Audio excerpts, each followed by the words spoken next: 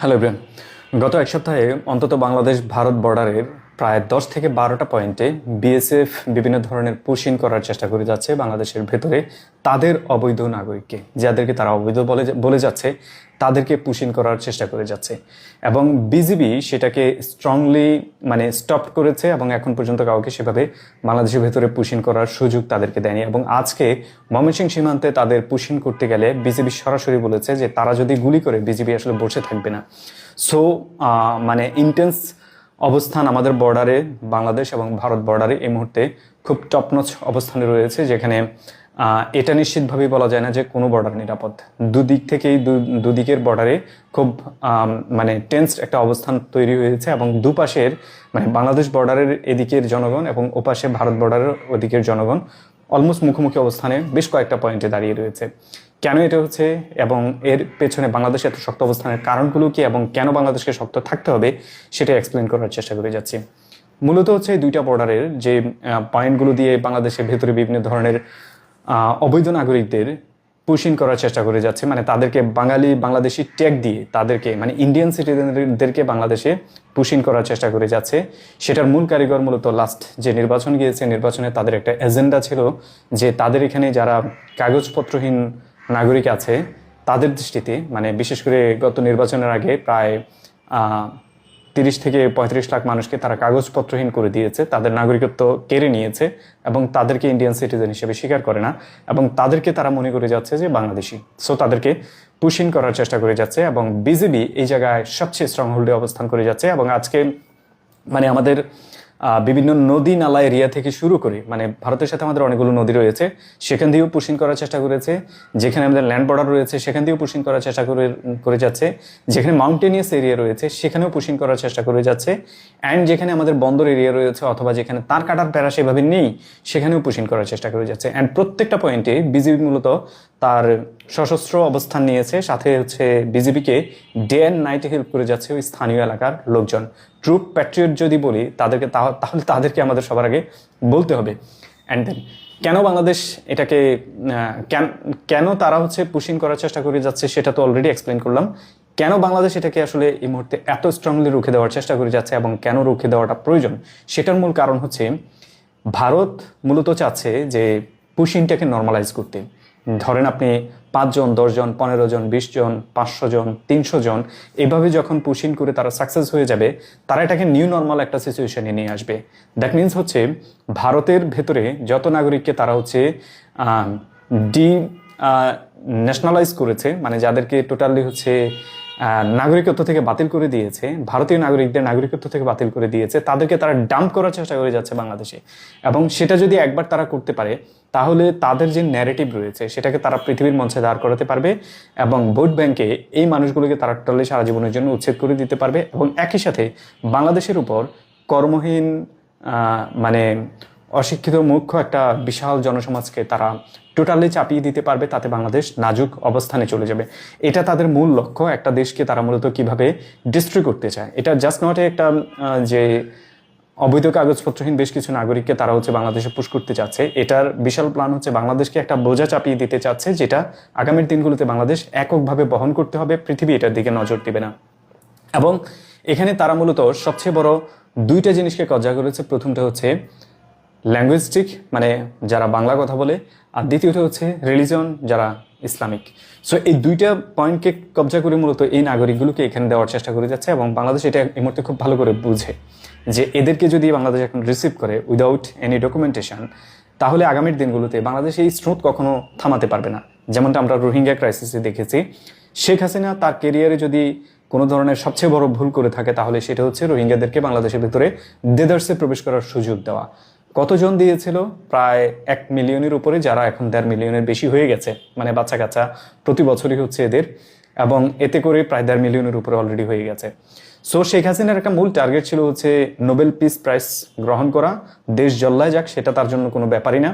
এবং সেজন্য সে 1.5 মিলিয়নের বেশি রোহিঙ্গাকে বাংলাদেশে আশ্রয় দিয়েছে।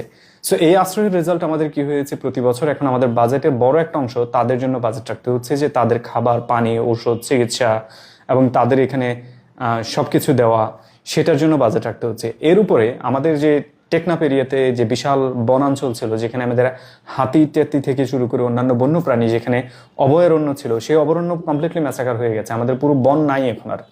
সো আমরা দুইটা ক্ষতির সম্মুখীন হয়েছি অ্যাট এ টাইম। একটা হচ্ছে আমাদের স্থানীয় নাগরিকদের সবচেয়ে বড় ক্রাইসিস আমরা ফেলে দিয়েছি, যেটাকে নিয়ে সবাই বেশি একটা কথাও বলে না। দ্বিতীয়টা হচ্ছে আমাদের এন্টায়ার বর্ডার ক্রাইসিস, মানে বর্ডার রিজনটাকে আমরা মিয়ানমারের সাথে আরও বেশি কমপ্লিকেটেড করে তুলেছি। এবং তৃতীয়টা হচ্ছে আমরা এখানে সবচেয়ে বড় একটা জনসংখ্যার ক্রাইসিস আমাদের উপরে চাপিয়ে নিয়েছি। শেখ হাসিনার মহানুভবতার নামে নোবেল পিস প্রাইজের লোভে বাংলাদেশকে বিপজ্জনক অবস্থানে ফেলে দিয়েছে। এই ধরনের রিজনাল কনফ্লিক্ট পৃথিবীর বিভিন্ন দেশে রয়েছে। ফর এক্সাম্পল মণিপুরেই রয়েছে অলরেডি, এবং মণিপুরের মানুষ তো মিয়ানমারে যেতে পারছে না এবং তাদেরকে সেখানে তাড়ানো সম্ভব হচ্ছে না। আপনি খালিস্তান প্রজেক্টে যান, সেখানের মানুষকে পাকিস্তানে নিচ্ছে না কেউ। কিন্তু মানে একই ধরনের ক্রাইসিস, ফর এক্সাম্পল বেলুচিস্তানে পাকিস্তানের মধ্যেই একটা কনফ্লিক্ট চলছে, সেখানের বেলুচরা কিন্তু ইরানে যেতে পারছে না। সো মিয়ানমারে একটা ক্রাইসিস চলছে। বাংলাদেশের সাবেক মানে ফ্যাসিস্ট শেখ হাসিনা মূলত সরাসরিভাবে এই মানুষগুলোকে বাংলাদেশে ঢুকিয়েছে, এবং আজকে দিনে পৃথিবীর কোনো বডি এটার কোনো নজর দিচ্ছে না, না ইউএন, না ইউএসএ, না রাশিয়া, চায়না, কেউ এটার কোনো সলিউশনের দিকে যাচ্ছে না। কজ মিয়ানমারে সবারই একটা বড় স্ট্রিক্ট রয়েছে। অ্যান্ড এটার ভুক্তভোগী এই মুহূর্তে কে? মিয়ানমার কোনোভাবেই ভুক্তভোগী না, ভুক্তভোগী হচ্ছে আমরা বাংলাদেশিরা। বাংলাদেশের সাধারণ মানুষের মানে ঘামে রক্তের সেই টাকা যা ট্যাক্স হিসেবে আমরা দিয়ে থাকি, সেটা আলটিমেটলি যাচ্ছে হচ্ছে রোহিঙ্গাদের খরচ মেটাতে। এবার আপনি ভাবেন, সেখানে 1.5 মিলিয়নের বেশি মানুষ আমাদের অলরেডি একটা রোহিঙ্গা ক্রাইসিস তৈরি করে আছে। ঠিক একই ধরনের আরেকটা ক্রাইসিস যদি ইন্ডিয়া বর্ডার থেকে আমাদের এখানে চাপিয়ে দেওয়া হয়, তাহলে এই দেশের মানুষ আসলে কোথায় যাবে? অ্যাজ ইউজুয়াল বাংলাদেশ মূলত হচ্ছে ওয়ার্ল্ডের one of the most densely populated country. এই শহরে বসবাস করে ইউনাইটেড নেশনের রিপোর্ট অনুযায়ী প্রায় মানে 3,36,00,000 মানুষ। জাস্ট ইমাজিন, একটা সিটি 3 কোটির উপরে মানুষ বসবাস করে, যেটা ওয়ার্ল্ডের second biggest city in terms of population. এবং এই দেশে প্রায় 18 থেকে 20 কোটি মানুষের বসবাস রয়েছে। লাস্ট 5-7 বছরে আমাদের কোনো আদমশুমারি নেই। সো আমাদের এখানে কি পরিমাণ মানুষ বেড়েছে সেটা আমরা নিজেরাও সেভাবে জানি না। এবং এই এত পরিমাণ একটা জনবহুল একটা দেশের উপর এইভাবে চাপিয়ে দেওয়া যে বোঝা, সেটাকে যদি আমরা সত্যিকার অর্থে কন্ট্রোল করতে না পারি এবং বোঝা যদি আমরা গ্রহণ করতে শুরু করি, তাহলে ওয়ার্ল্ডের ডাম্পিং গ্রাউন্ড হয়ে যাবে বাংলাদেশ, এবং সারা পৃথিবী থেকে একই ধরনের ছিন্নমূল মানুষগুলোকে এখানে ডাম্প করা শুরু করে দেবে। সো এত মহানুভব হওয়ার কোনো রাস্তা আমাদের নেই। এবং যেসব হিউম্যানিটেরিয়ান সোর্স কিংবা মানে অর্গানাইজেশন সরাসরি বলছে যে সীমান্তের 0 পয়েন্টে 72 ঘন্টা 6-7 জনের একটা ফ্যামিলি পড়ে আছে, কোনো দেশ তাদেরকে নিচ্ছে না, হ্যাঁ, এই ধরনের মানে আবেগী পোস্ট দিচ্ছেন, তাদেরকে আমি ধিক্কার জানাই। তারা ক্লিয়ারলি জানে না যে এটা কোনো হিউম্যানিটেরিয়ান ক্রাইসিস না, এটা হচ্ছে ইনভেনশনাল ফ্রম ইন্ডিয়ান সাইড। তারা ক্লিয়ারলি এটাকে মূলত মানে মেক করে যাচ্ছে, এটা তাদের আর্কিটেকচার। তারা এই ধরনের একটা ক্রাইসিস তৈরি করার চেষ্টা করে যাচ্ছে। থ্যাঙ্কস টু আওয়ার ভিজিবি যে তারা এখন পর্যন্ত এটাকে বেস্ট ওয়েতে হ্যান্ডেল করে যাচ্ছে, কাউকে ভিতরে ঢোকার সুযোগ দিচ্ছে না। এখন পর্যন্ত 6-7টা পয়েন্ট থেকে যাদেরকে সীমান্তের মানে নোম্যান্স ল্যান্ডে এনে জড়ো করেছিল, তাদেরকে তারা নিয়ে যেতে বাধ্য হয়েছে। এবং আগামীর দিনগুলোতে যেন এটা জারি থাকে, এভাবে যেন তাদেরকে মানে ব্যাক করা হয়, কোনোভাবেই যেন পুশিন না হয়, এটার ব্যাপারে আমাদের সর্বোচ্চ অবস্থানে থাকতে হবে। এবং যখনই এটা ন্যাশনাল ক্রাইসিসে পরিণত হচ্ছে, আমাদের সবাইকে এই জায়গায় ইউনাইটেড থাকতে হবে। এবং মানে রাষ্ট্রীয় মুহূর্তে কোন সরকার আছে, কি আছে, কিভাবে চলছে, সেটা চেয়ে ইম্পর্টেন্ট হচ্ছে দেশের এই ক্রাইসিসকে মোকাবেলা করার জন্য আমাদের সবাইকে ইউনাইটেডলি অ্যাক্ট করতে হবে। এবং কোনোভাবেই এখানে দ্বিমত তৈরি করা যাবে না যে বর্ডার দিয়ে কাউকে পুশ করা হচ্ছে, সেটাকে প্রায়োরিটি দেওয়া যাবে না, বরং এটাকে ডিফেন্ড করতে হবে অ্যাট এনি কস্ট এটাকে ডিফেন্ড করতে হবে।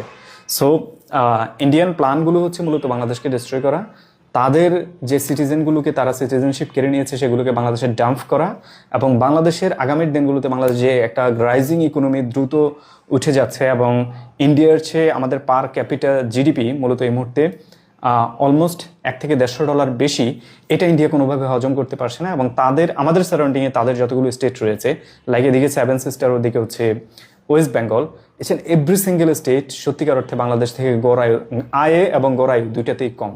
এবং তারা অ্যাজ এ এই স্টেটগুলো বাংলাদেশের সাথে ফাইট করে কোনোভাবেই পারছে না। এবং তাদের এখন প্ল্যান হচ্ছে বাংলাদেশকে যে কোনো মূল্যে ডিস্ট্রয় করা, এবং এই ডিস্ট্রাকশন আমাদেরকেই লিড করতে হবে যে আমরা এটাকে রুখে দিব। এবং যখন দেওয়ালে পিঠ থেকে যায়, তখন একা পায়েও যে লড়া যায়, সেটা আমাদের ইতিহাসে আমরা অনেকবার দেখিয়েছি। রিসেন্ট টাইমে ইরানের ইতিহাসে তারা দেখাচ্ছে এবং পৃথিবীর ইতিহাসে এই ধরনের ঘটনা বহু আছে। আপনি ইয়েমেনের দিকে তাকান, তারাও ঠিক একইভাবে লড়ছে। সো আমাদের লড়তে হবে। ইন্ডিয়ার বিরুদ্ধে আমাদের লড়ার রাস্তা এখন অনেক আগেই তৈরি হয়েছে এবং এখন হচ্ছে এটা ক্রাইসিস মোমেন্টে চলে এসেছে। এই লড়াটা আমাদের লড়তে হবে। আমাদের বিজেপিকে আমাদের সর্বোচ্চ মানে সমর্থন দিয়ে যেতে হবে। এই ক্রাইসিসে বাংলাদেশ যে কোনো ধরনের স্টেপ নিক, মানে এটাকে রুখে দেওয়ার স্টেপ, তার প্রত্যেকটাতে আমাদের সমর্থন দিতে হবে। দ্যাটস ইট এখন পর্যন্ত। আল্লাহ হাফিজ।